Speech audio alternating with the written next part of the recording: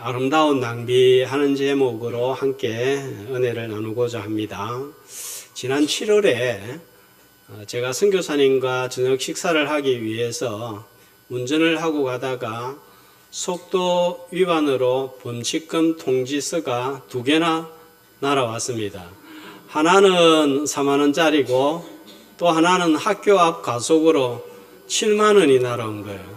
시간을 보니까 8분 만에 일어난 일이었고, 이 11만 원이라는 거금을 벌금으로 납부를 했습니다.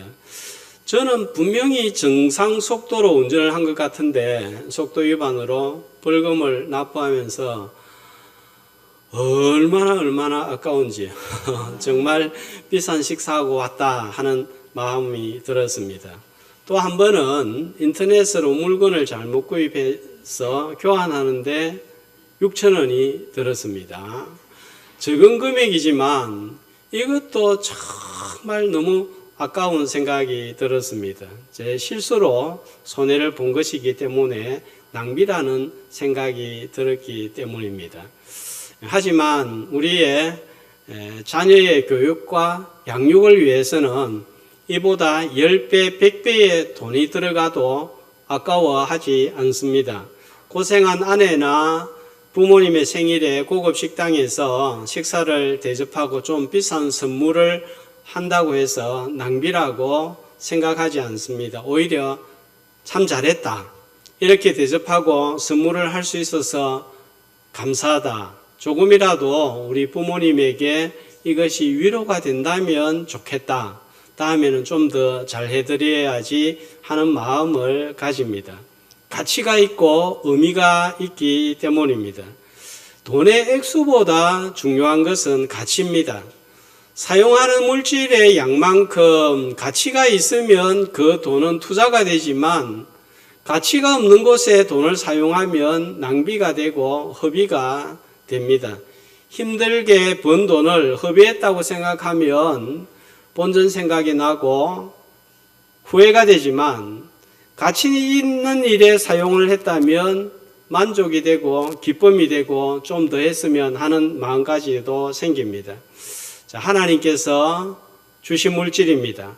가치 없는 지출은 낭비입니다. 허비하지 말고 가치 있는 일에 사용하여 후회 없는 투자, 하나님 보시기에 아름다운 투자가 되시기를 주님의 이름으로 축복합니다. 자, 오늘 본문은 유월절을 앞두고 새 이야기로 구성이 되어져 있습니다. 1절에서 5절까지 보면 예수님을 죽이려는 대제사장들과 장로들, 그리고 14절에서 16절에는 스승을 팔려고 하는 가룟 유다, 그 두 사이에 옥합을 깨뜨려서 300데나리온의 향료를 예수님의 머리에 붓는 장면입니다. 자, 이를 두고 8절을 보면 제자들은 가난한 자들을 운운하면서 왜 이렇게 허비하느냐 하면서 분노를 나타내고 있습니다. 예배는 소박하게 드리고 가난한 이웃을 돌봐야지 한 번에 왜 이렇게 큰 돈을 사용하냐, 이게 합당하냐, 이거는 허비다 하는 반응이었습니다. 자, 이 여인의 행동에 대해서 우리 성도님들 어떻게 생각하시나요? 예수님 위해서 사용했으니까 잘했다, 아깝지 않다, 그렇게 당연하게 받아들이시나요? 이걸 조금 더 따져보고 곰곰하게 생각해 보면 이 여자의 행동에 대해서 의문점이 들 수 있습니다.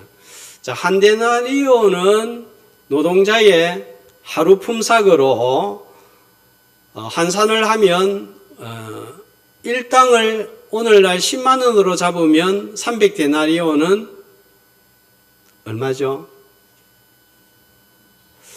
돈 계산은 잘 하시던데 3천만 원이 되겠죠. 자, 15만 원으로 계산을 하면은 4,500만 원이 되겠죠. 한 사람의 연봉 또는 연봉보다 많은 돈입니다. 이 금액이 큽니까? 적습니까? 크죠? 엄청나게 크죠? 일반인의 1년 연봉을 한 번에 사용해버린 셈입니다. 예수님께서는 이렇게 물질을 사용하는 것을 기뻐하실까요? 오병이어 기적을 행한 이후에 요한복음 6장 12절에 보면 남은 음식을 예수님께서 제자들에게 어떻게 당부를 합니까? 버리지 마라 했습니다. 그러니까 예수님은 조금이라도 아끼고 절약하시는 분입니다. 그렇다면 한 번에 1년 연봉을 다 예식을 위하여서 사용을 해버렸으면 이 제자들의 반응이 합리적이지 않습니까?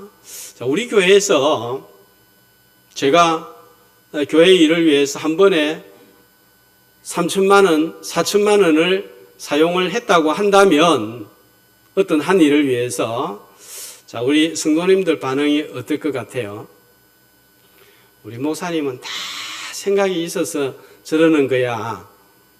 좋은데 사용했겠지. 이렇게 반응할까요? 아니면 성도들이 고생을 해서 드린 헌금을 한 번에 저렇게 지출한다는 것이 말이 되나? 목사님 행동 이해가 안 된다. 목사님은 우리 교회 재정 상태를 알고나 있기는 하나 하면서 화를 낼까요? 어느 쪽일 것 같아요? 후자의 반응이 훨씬 더 많을 것 같고 전자의 목사님이 다 생각이 있어서 옳은 데 사용했겠지 아무 문제 없다 이렇게 반응하는 분들은 한 명, 두 명 있을까 말까 할 것 같아요. 그렇게 본다면 제자들이 화를 내는 것은 자연스럽게 보입니다. 그런데 그 한강줄이라도 버리지 말고 남기라고 한 예수님의 반응이 의외입니다. 10절에 보면 제자들은 분노하고 있는데 예수님은 어떻게 말씀하십니까? 그가 내게 좋은 일을 하였다. 이 좋은 일이라는 단어는 선한, 아름다운으로도 번역이 됩니다. 창세기 1장에 보면 하나님이 하신 일이 만족이 되었을 때 뭐라고 표현하죠? 하나님 보시기에 심히 좋았더라, 이 반응과 같습니다. 이렇게 나오는 예수님의 반응이 좀 더 이상하지 않습니까? 자, 더 나아가서 얼마나 잘했으면 13절 말씀해 보면 또 뭐라고 반응을 하십니까? 앞으로 복음이 전파되는 곳에는 여자의 행한 일이 전해질 것이다. 그래서 오늘 우리도 이 여인의 행동을 살피고 있습니다. 사복음서에 다 기록이 되어 가지고 계속해서 전파가 되고 있습니다. 자, 이런 예수님의 평가를 본다면 여인의 행동은 낭비가 아니라 거룩한 투자라고 보아야 합니다. 주님 보시기에 아름다운 일이었기 때문입니다. 12절을 보시면 예수님이 이 여자의 지출을 아름다운 낭비라고 하시는 이유가 뭔가요? 왜 이 향유분 사건을 아름다운 낭비라고 아름다운 일이라고 말씀을 하십니까? 이 일이 뭘 위한 것이기 때문에요? 예수님의 장례를 준비한 일이었기 때문입니다. 제자들의 분노가 합당하지 않은 이유는 그럼 뭡니까? 주님의 뜻을 파악하지 못하고 인간적인 관점, 현실적인 관점으로만 이 사건을 바라보았기 때문입니다. 주님은 제자들에게 여러 차례 예수님의 죽으심에 대하여서 제자들에게 말씀을 하셨습니다. 더군다나 6월절에 대해 예수님이 예루살렘에 들어오고 있습니다. 6월절의 어린 양과 예수님에 대한 관련성에 대하여서는 예수님의 공생의 초기부터 말씀을 하셨습니다. 세례요한이 주님을 보고 뭐라고 증언을 하시죠? 보라, 세상 죄를 지고 가는 하나님의 어린 양이다. 공생애가 시작될 무렵부터 6월절 어린 양과 예수님에 관한 관련성을 말씀을 하셨고 그 내용을 제자들은 익히 들었습니다. 그런데도 제자들은 이 의미를 모르고 지금 뭐만 생각하고 있습니까? 돈의 액수만 생각하고 있습니다. 자, 그러므로 교회의 재정 지출은 세상 관점으로만 현실적으로만 보면 낭비인 경우가 참 많습니다. 그러나 물질로는 환산할 수 없는 중요한 지출들이 많습니다. 자, 예배를 위해서 또 한 명을 전도하고 한 영혼을 구원하기 위해서 또 교회의 기도 분위기를 조성하기 위해서 또 주일학교 아이들을 위한 투자, 선교지 건축은 세상 관점으로 보면 이거 아무 의미가 없습니다. 그러나 영적으로 보면 이보다 중요한 일들이 없습니다.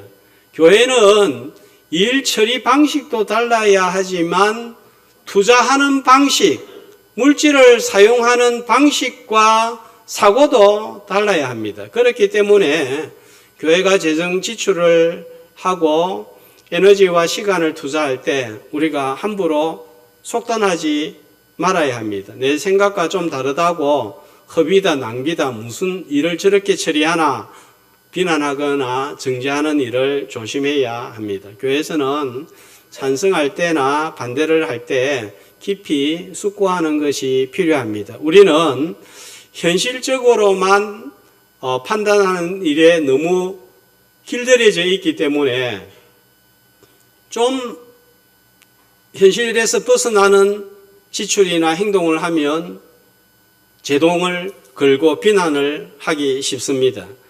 성전에 제일 중요한 책임을 맡았던 지도자들은 예수님을 죽일 음모를 꾸미고 가장 가까이 따랐던 제자들은 분노하고 가룟 유다는 심지어 예수님을 팔기 위해서 은 30을 받는 그런 일을 하고 또 예수님이 체포당하는 일이 생기니까 제자들은 다 도망가 버리는 행동과 아주 대조적인 모습을 여인은 보이고 있습니다.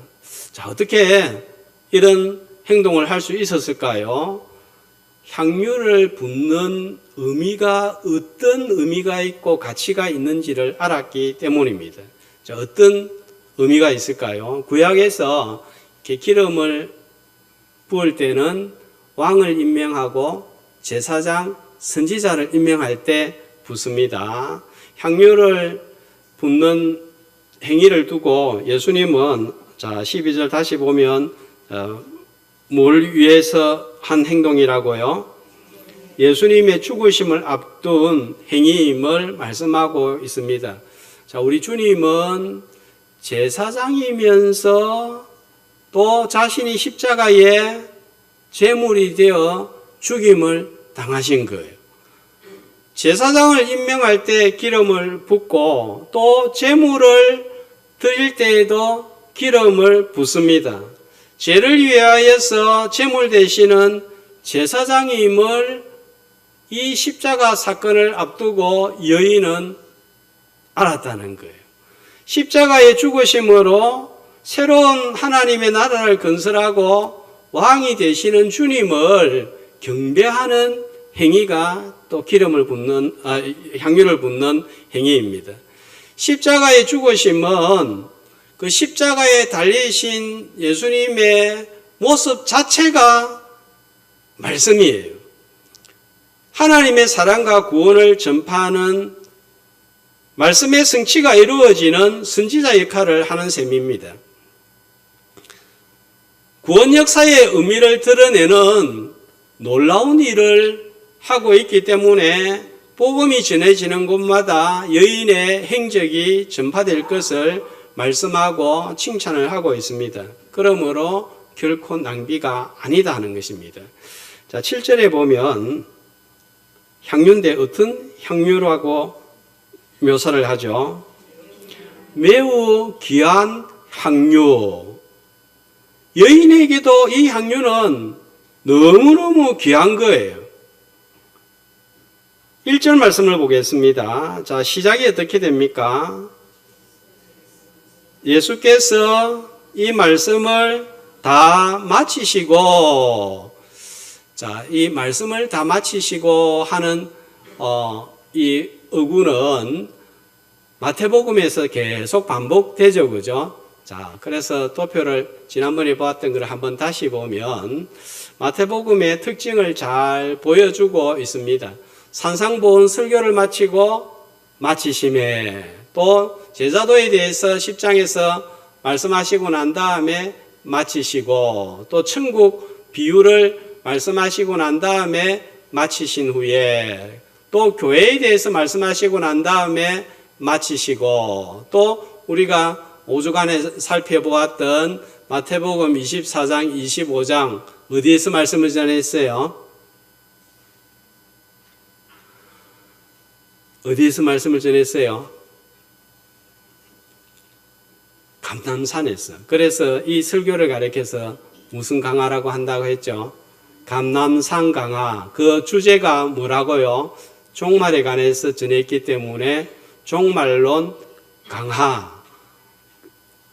5번째 마지막 설교가 마쳐졌을 때는 제가 하나가 빠졌네요. 1절에.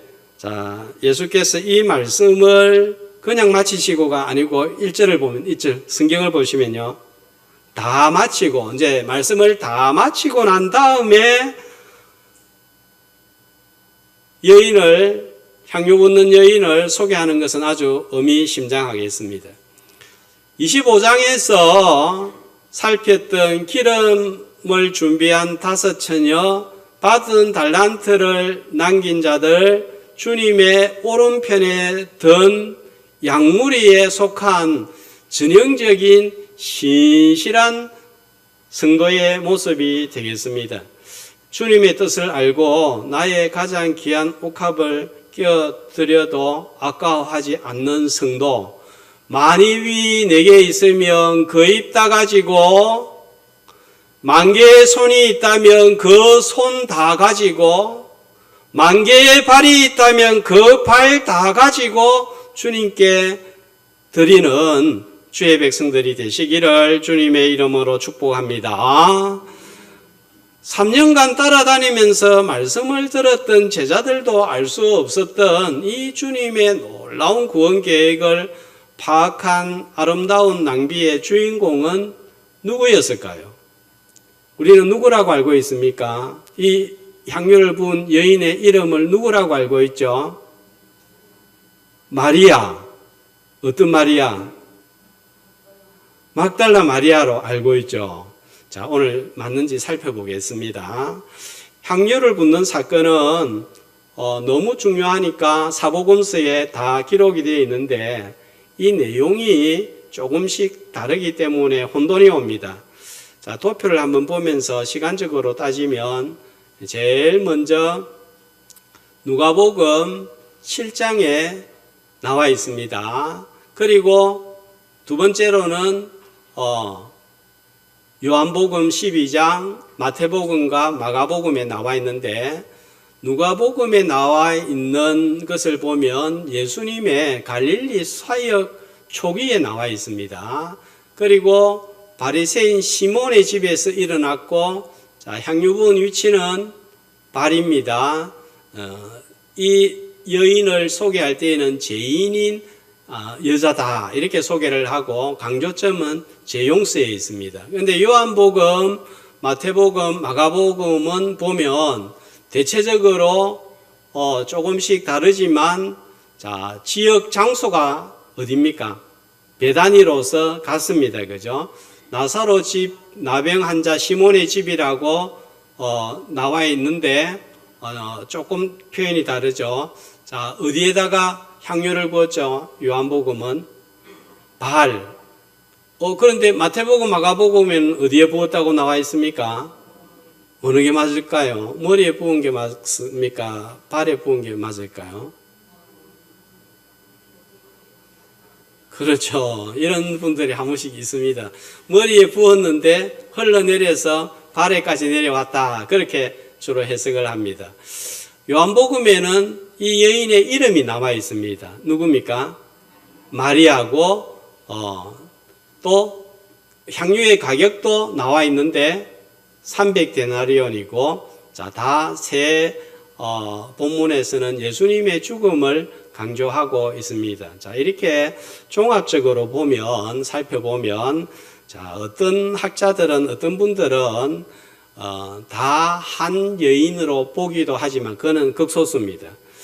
누가복음에 나와 있는 향유를 부은 여인과, 그 다음에 세복음서에 나와 있는 여인은 다른 여인으로 보는 것이 일반적입니다. 그래서 향유 부은 여인은 최소한 2명이 있었다 보겠고, 그러면 마태복음, 마가복음, 요한복음에서 향유를 부은 여인은 어떤 여인이에요? 어디의 여인입니까? 베다니 여인이죠. 그런데 우리는 막달라 마리아로 왜 그렇게 알고 있습니까?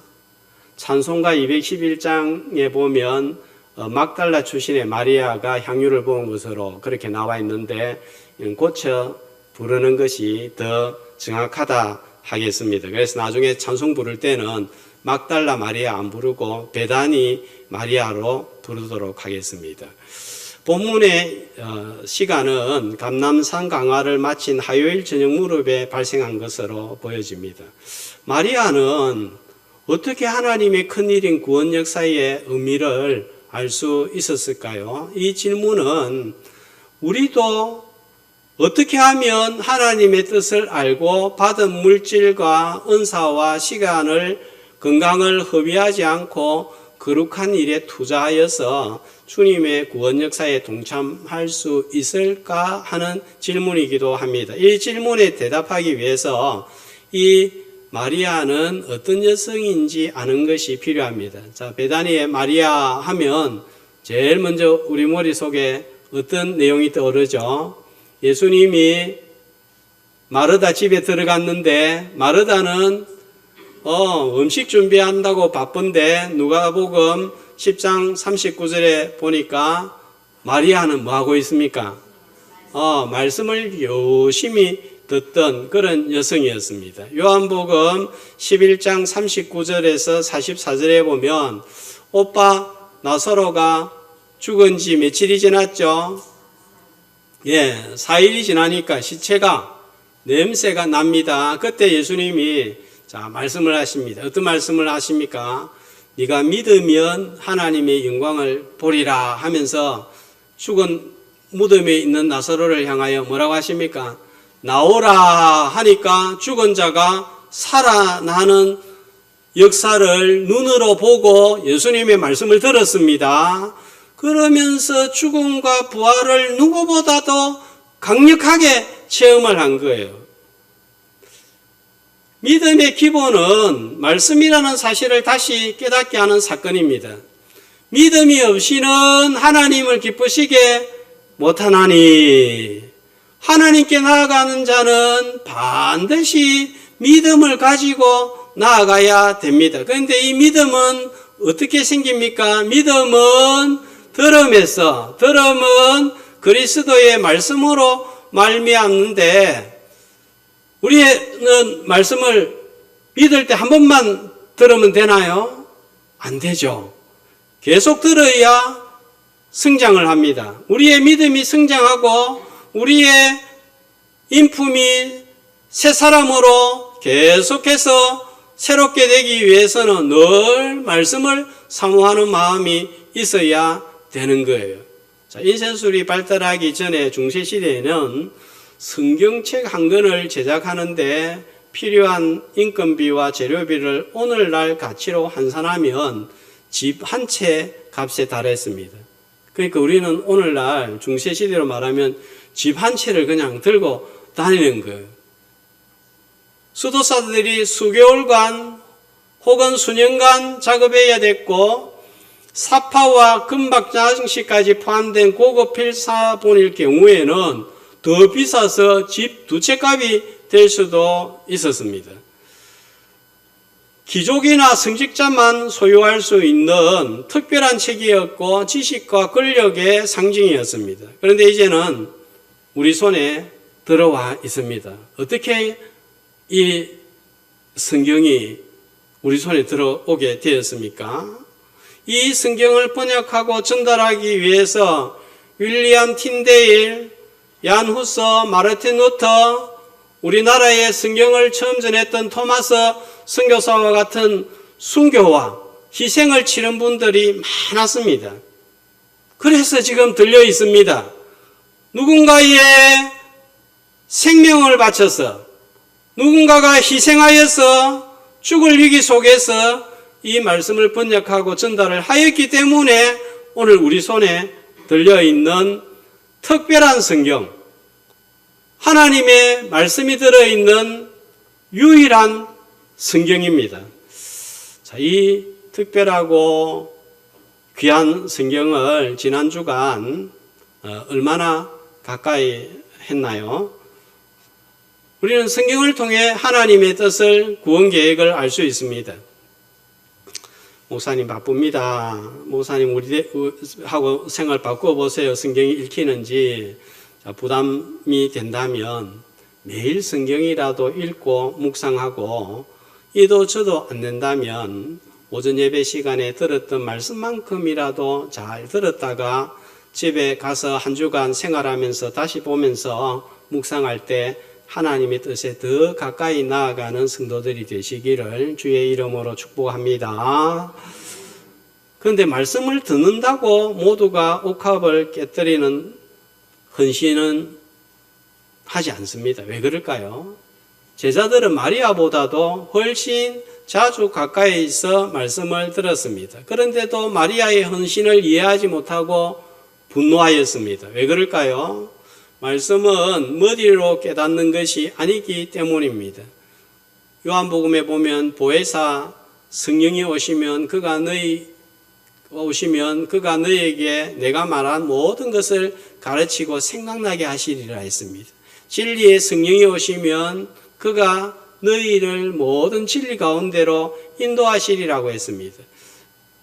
존 칼빈은 여인이 이런 아름다운 낭비를 가감하게 할 수 있었던 것은 성령의 숨은 손길 때문이었으며 기름 붓는 일을 수행해야 한다는 지시는 아무 곳에서도 누구도 알려주지 않았지만 오직 성령의 숨결에 이끌리어 실천하였다. 이렇게 주석을 하고 있습니다.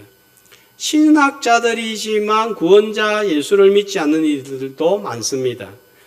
너희가 성경을 상고하거니와 이 성경이 곧 내게 대하여 증거하는 것이라 했습니다. 성경이 증거하는 예수를 발견하지 못하는 것은 성령을 의지하지 않고 연구만 하기 때문입니다. 자, 3절에 보면 누가 등장하죠? 대제사장들, 백성의 장로들은 성경 박사들입니다. 성경 전문가였던 이들이 예수님을 죽이려고 하였던 이유는 구주이신 예수 그리스도를 만나지 못하였기 때문입니다. 말씀을 늘 옆에서 들었던 가룟 유다는 왜 주님을 팔려고 했을까요?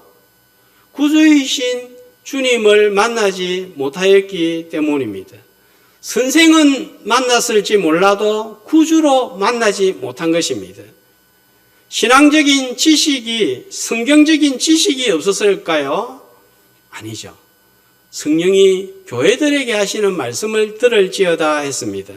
성령께서 역사하지 않으면 말씀은 하나의 좋은 교훈, 윤리는 될 수 있을지 모르겠지만 주님을 만날 수 없습니다. 그러므로 시편 119편의 기자처럼 말씀을 대할 때는 내 눈을 열어서 주의 법에 기이한 것을 보게 하옵소서 이렇게 기도하며 보아야 합니다. 들을 때도 예배 전에 일찍 와서 전하는 자의 입술과 듣는 자의 귀를 위해서 기도하여야 하는 것입니다. 똑같은 공간에 앉아 있지만 똑같은 말씀을 듣지만 반응은 완전히 다를 수가 있습니다. 왜 그럴까요? 성령께서 어떤 자에게는 역사하고 어떤 자에게는 역사하지 않기 때문입니다. 똑같은 부산이라도 어떤 지역에서는 비가 내리는데 어떤 지역에서는 비가 내리지 않기도 합니다. 은혜의 단비가 지난주에는 임했는데 이번 주는 지금은 고구마 생각, 감자 생각만 하고 있을 수도 있습니다.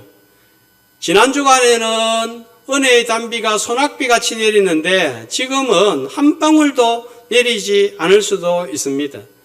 전하는 자의 잘못도 있지만 듣는 내 마음이 문제일 수 있습니다. 하나님께서 은혜를 전달하는 가장 보편적인 도구는 말씀입니다.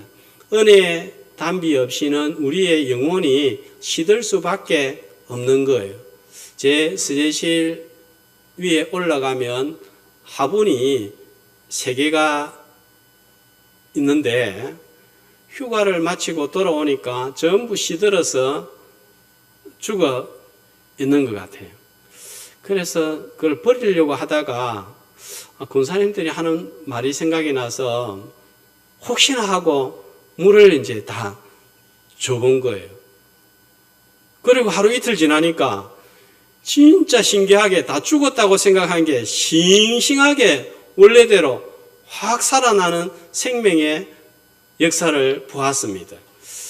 들어도 모르겠고 읽어도 모르던 말씀이 성령의 단비가 귀에 마음에 뿌려지면 들리게 되고 깨달아지고 내 영혼이 살아나는 역사가 일어날 줄 믿습니다. 혹 내 마음이 오늘 돌같이 굳어 있다면 성령의 도움을 구할 때 부드러워지고 나도 모르게 말씀을 듣는 방해물이 있다면 제거되어서 말씀을 깨닫고 구원 역사에 동참하는 저와 여러분 되시기를 주의 이름으로 축복합니다. 그런데 성령의 도우심으로 말씀을 깨달은 것만으로 부족합니다. 구원 역사에 동참하는 영광을 누리기 위해서 아름다운 낭비를 해야 되는 거예요. 이것이 제일 어려운 것 같습니다. 성령께서 말씀으로 하나님의 뜻을 보여주면 아멘 이렇게 끝나면 안 되는 거예요. 여기에 한 발짝 나아가야 됩니다. 그 주신 감동을 내가 실천을 적용을 하는 것입니다. 우리 신앙생활의 문제는 모르기 때문에 순종하지 않는 것이 아니라 알면서도 순종하지 않는 것이 문제입니다. 자, 300데나리온 1년 연봉을 드린다는 것은 절대로 쉬운 일이 아닙니다. 지난번 우간다 선교지에 교회를 건축할 때 개인이 적게는 수만 원, 많게는 수천만 원을 드렸습니다. 현실적인 관점으로 보면 어떻게 그런 헌금을 드릴 수가 있을까요? 우리 교회 성도들 상황이 사정이 넉넉하지 않습니다. 그런데도 드렸습니다.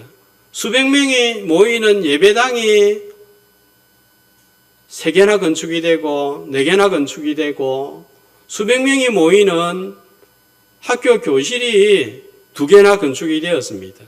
세상은 이를 우습게 생각하지만 주님의 보시기에는 아름다운 낭비, 거룩한 투자입니다. 혹 성령께서 마음에 감동을 주실 때 시간이든 몸이든 물질이든 큰일이든 작은 일이든 아낌없이 드림으로 아름다운 낭비로 주님의 역사에 동참할 수 있기를 주님의 이름으로 소망합니다. 자, 한 가지만 더 말씀드린다면 마리아가 이렇게 주님께 사용받을 수 있었던 이유는 기회를 놓치지 않았다는 것입니다. 6월절 얼마 전이라고요? 이틀 지나면 이런 헌신을 하고 싶어도 드리고 싶어도 드리지 못합니다. 주님이 십자가에 돌아가시기 때문입니다. 지금 이때를 놓치면 기회가 없습니다. 기회를 놓쳐서 후회하는 분들 자주 봅니다. 그때 좀 더 사랑할 걸, 그때 좀 열심히 할 걸, 그때 좀 더 봉사를 잘할 걸. 어떤 분들은 내가 좀 더 일찍 예수 믿고 교회를 봉사했으면 좋았을 텐데 은퇴하기 전에 제대로 좀 할 걸. 오늘이 지나면 우리에게는 다시 기회가 주어지지 아니할지도 모릅니다. 지난 주간 화요일은 노예 고시부 면접을 보고 또 목요일은 고신대학 보건병원의 교직원 예배를 인도하고 나니까 주말이 되었어요. 시간이 얼마나 빨리 지나가는지 깜짝 놀랐어요. 이렇게 시간이 흐른다면 10년, 20년도 금방 지나갈 것 같습니다. 기도할 수 있을 때, 봉사할 수 있을 때, 무언가를 드릴 수 있을 때, 누군가를 돌볼 수 있을 때, 섬길 수 있을 때, 대접할 수 있을 때, 전도할 수 있을 때, 선교할 수 있을 때 이 기회를 놓치지 않아야 하겠습니다. 300데나리온의 옥합을 깨뜨리는 것은 정말 쉬운 일이 아닙니다. 마가복음 14장 8절에 보면 마리아가 어떻게 드렸는지 말씀하고 있습니다. 한 목소리로. 그는 힘을 다하여 내 몸에 향유를 부어 내 장례를 미리 준비하였느니라. 어떻게 드렸다고요? 힘을 다하여. 마리아도 있는 힘을 다하여 어쩌면 자기가 가지고 있는 것을 전부 끌고 모아서 드렸는지도 모르겠습니다. 내가 오늘 주님께 드릴 수 있는 옥합이 무엇입니까?